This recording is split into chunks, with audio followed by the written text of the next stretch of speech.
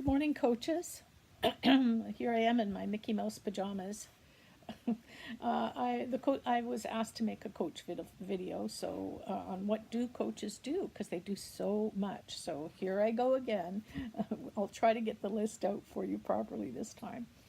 So there is the auction. So and there are also the lists on the walls, particularly who to reach in between sessions. That's really critical, so that if you are sitting with someone who's triggered, you know who you can refer them to um, in between the two modules in case they want to check in with someone and if they're triggered by something that happened at class. The list on the wall of who to meet at lunch hours, the coaches. So for 20-minute sessions, just to help people not just learn the skill, but also if they're triggered.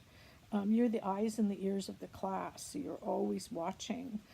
You know what breakout room there is for day one. Find that breakout room in case somebody needs attending.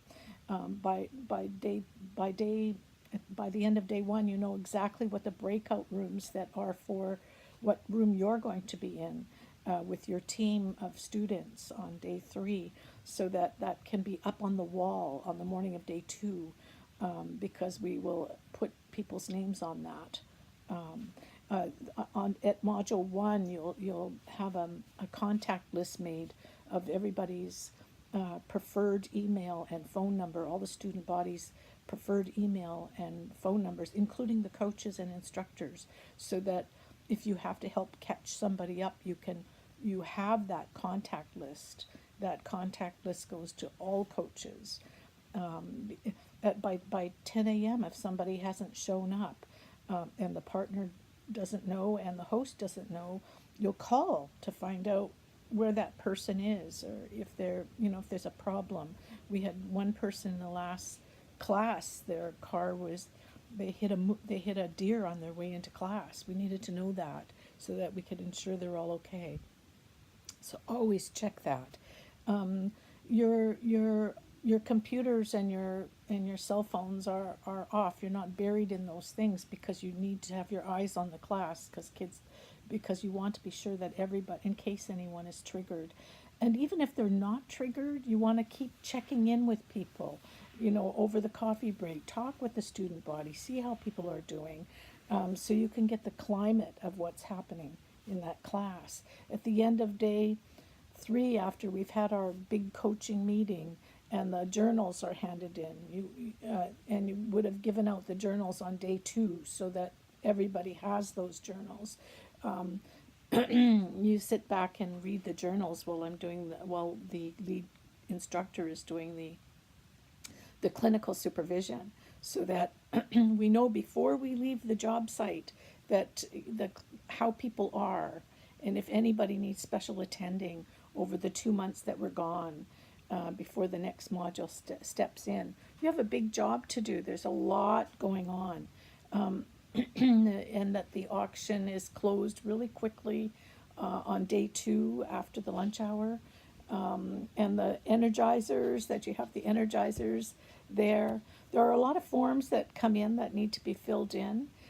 So the forms are there the first day one. So day one, you would meet at least an hour before class, so you can divide the tasks between you. Have a huddle, divide the tasks between the coach. Somebody take care of the attendance sheet every day. Who is there, and make sure it's filled in every single day. And all the other forms need to be filled in on day one. Fill them in on day one, because often we'll run into some kind of problem. So on day two, we can try to resolve the problems. Maybe they're not legible or whatever the issues are. And then don't wait till day three, because sometimes we'll have trouble capturing what is left there. You may be directed to send those forms. Maybe take a picture of them and send them off to JIBC, to Vicky, or to the lead person for that program. Every program has a lead administrator. There's a lot to do you're on the job full time. So make sure somebody's at the door, so that if somebody leaves, especially if they've left for an extended time, find out what's happening to them. Are they triggered? Did something occur? Why are they coming in and out? If they're coming in and out, what problems might there be there? So there's just so much, and we're just so happy to have such amazing teams out there. You coaches, you guys really rock. We just love you so much.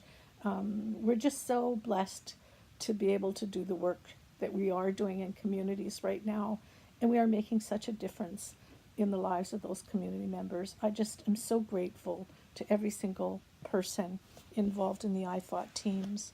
Oh my God, you're the best teams in the world. Miigwech, have a great day. Bye.